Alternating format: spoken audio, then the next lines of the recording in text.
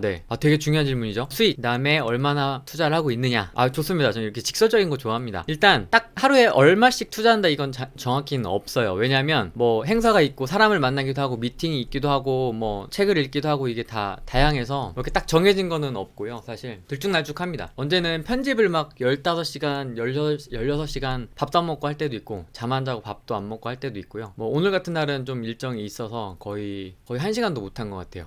영상 작업은 거의 못했고, 그래도 평균 하루에 한 굳이 산술 평균을 하자면 한 5시간 이상씩은 항상 투자를 하는 것 같아요, 하루에. 그 다음에 수입 되게 궁금하시죠? 이게 이제 수입 승인이 6월 말 정도에 났기 때문에 이게 의미가 없어요, 사실. 영상은 또 계속 올라가고 있고 그 기간부터 카운팅이 되고 있는 거라서, 그래도 평균적으로 얼추 계산하면은 달러로 한 700, 800, 900 요 정도 사이 왔다 갔다 하는 것 같아요. 800달러, 900달러 요 정도 사이 왔다 갔다. 요새는 전에는 조금 더 많았고요. 뭐 1000달러, 1400달러 뭐 이렇게 넘어가기도 했었고, 지금은 900달러, 800달러 뭐 왔다 갔다 합니다.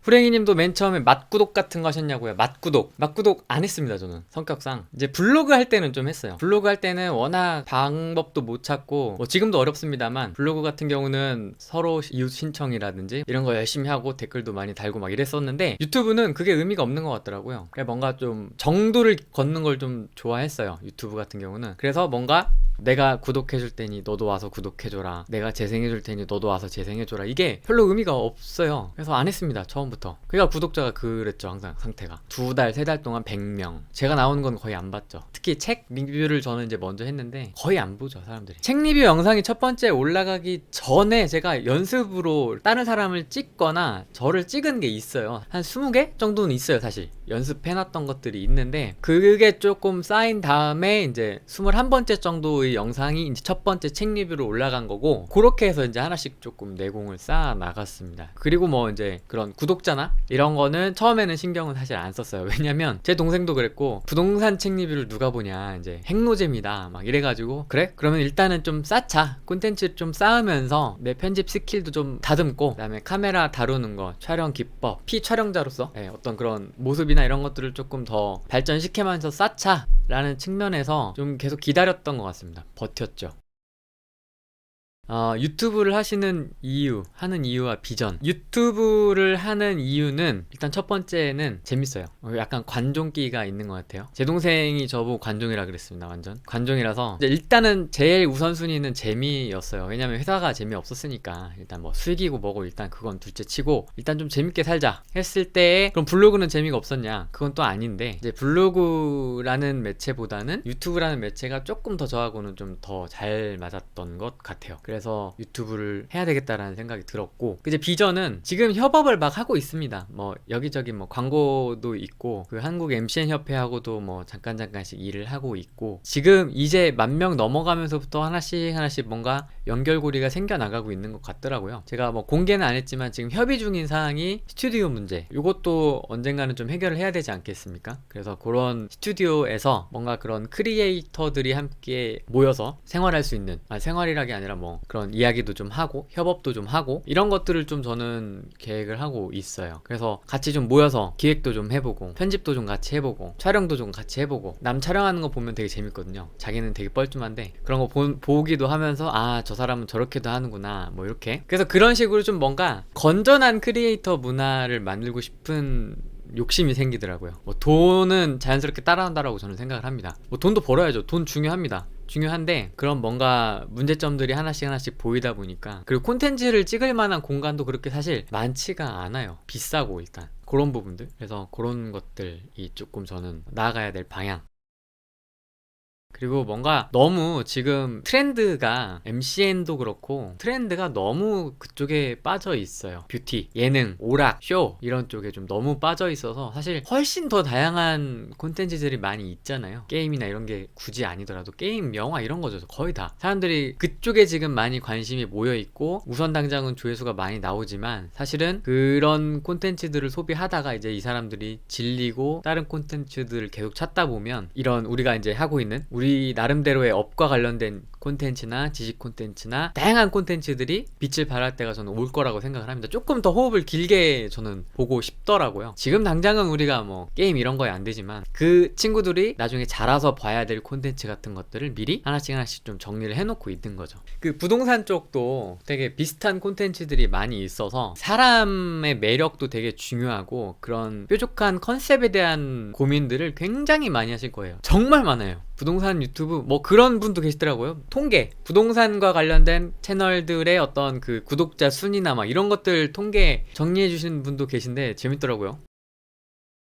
유튜브를 하고 싶은데 직장을 어떻게 해야 될까 뭐 이런 고민들 되게 많이 올려요. 영상 보면 진짜 되도 않는 질문들 되게 많이 하더라고요. 제가 볼 때는 유튜브를 제대로 하실 거면 때려치고 하시는 게 맞고요. 대도서관은 때려치지 말라고 했는데 저는 때려치라고 할 겁니다. 작정하고 할 거면 때려쳐라. 안 그러면 흐지부지 돼버려요. 저분처럼 4시간 3시간씩 잘 거 아니면은 안 됩니다. 절대 안 됩니다. 그 제대로 된 영상이 나올 수가 없어요. 특히 가정 있으신 분들은 육아 있죠, 가정일 해야 되죠, 또 경조사 있죠. 인간관계가 굉장히 더 얼기설기 복잡해지기 때문에 절대 못합니다. 절대. 자, 장담컨대 그 시간 절대 할애 못해요. 기획, 촬영, 편집, 업로드 절대 못합니다. 직장인이신 분들은 하실 거면 한 달에 한 2개 정도 올리는 걸로, 한 달에 한 2개 정도 올리는 걸로 목표를 잡으시고, 뭐 그런 분들도 계세요. 뭐 한꺼번에 몰아서 찍고 뭐 편집해라 뭐 이런 얘기 하는데 그렇게 올리면은 재미없죠. 옷이 맨날 똑같고 뭐 맨날 같은 헤어스타일에 같은 장소에서 쭉 잘라서 올리는 거 다 알아요. 사람들도. 요새는 바보가 아닙니다. 그런 것도 좋긴 한데 제 생각에는 정말 좀 간간하게 잔잔하게 가려면 한 10년 보고 한 달에 2개씩만 올리는 거죠. 그러면 1년에 24개 이 정도는 무리 없이 할 수 있습니다. 그러나 그게 아니고 뭔가 나는 이걸로 수익화를 해야 되는데 직장을 다니고 있다. 한 손에는 직장을 잡고 있고 직장 월급을 잡고 있고 하나는 유튜브도 잡고 있겠다? 쉽지 않습니다. 절대 쉽지 않아요. 직장이 정말 설렁설렁 하든가. 그런 분도 계세요. 그러니까 직장을 정말 설렁설렁 다녀요. 일부러 그냥 최소한으로 할 것만 하고 야근 안 하고 성과급 이런 거 뭐 평정 신경 안 쓰고 최소한으로만 하고 그걸로 부동산 투자하러 다니시고. 이건 되게 좋은 전략이죠. 이렇게 돼야 된다는 거죠. 유튜브도 진짜 설렁설렁 다니고 직장에 쏟는 에너지를 아껴서 아침에 새벽에 저녁에 이럴 때 다 쏟아 부어야 된다는 거죠. 그렇게 하지 않는 이상은 절대 안 됩니다. 뭐 직장 다니면서 성공할 수 있다, 누구나 유튜버가 될 수 있다, 이런 말도 안 되는 이야기 하면 진짜 사짜입니다. 사짜. 할 거면 진짜 작정하고 이를 악물고 해라. 그게 아니면 설렁설렁, 정말 설렁설렁 하셔야 된다. 2가지를 다 잡을 수는 없습니다. 유튜브는 구독자가 중요하긴 하나 조회수가 깡패다, 그렇게 정의하겠습니다. 조회수가 깡패다. 구독자가 많으면 조회수가 많아지겠죠. 궁극적으로는 조회수를 보고 어떤 비즈니스나 채널에 대한 파워 이런 것들을 좀 측정을 해요, 기업들은. 그래서 한 영상당 평균 조회수를 많이 중요하게 생각을 합니다, 구독자보다. 제 채널 같은 경우도 보시면 비구독자가 60%가 넘어요. 구독자가 30% 40% 사이에요. 그 총 시청 시간을 비교를 해보면 구독자의 시청도 무시할 수 없습니다. 꽤 됩니다. 그걸 이제 구독자로 돌리는 게 크리에이터의 역할이죠. 구독도 뭐 해주세요, 뭐도 해주세요, 이게 계속 어필을 하면서 비구독자들을 구독자로 끌어오는 게 이제 관건인 건데, 어쨌든 저는 비구독자의 비율이 굉장히 높습니다.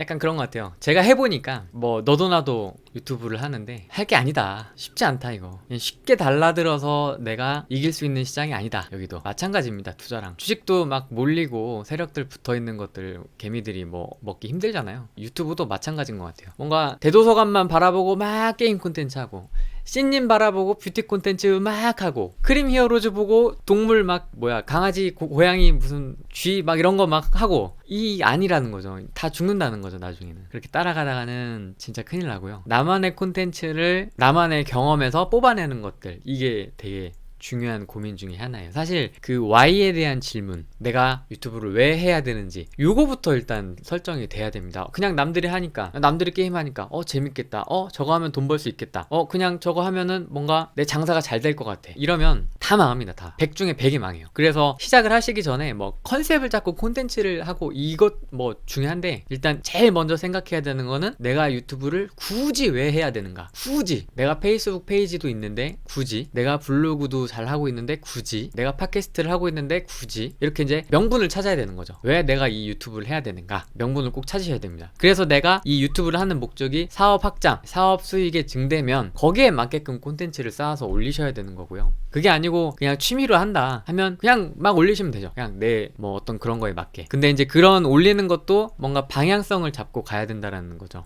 뭐 부동님, 그 성공적이라고 하기는 조금 그렇고요. 이 사회에서는 10만 명 이하는 그냥 다 똑같은 개미입니다. 지금 구조가 그래요. 그래서 뭐 실버 버튼 이상 정도야 좀 한 해 좀 이렇게 받아주고요. MCN에서는 10만 이하는 그냥 개미예요, 개미. 예, 그냥 아무것도 아닙니다. 10만 될 때까지는 성공이란 말을 함부로 꺼내서는 안 된다. 네, 저는 그렇게 생각을 하고요.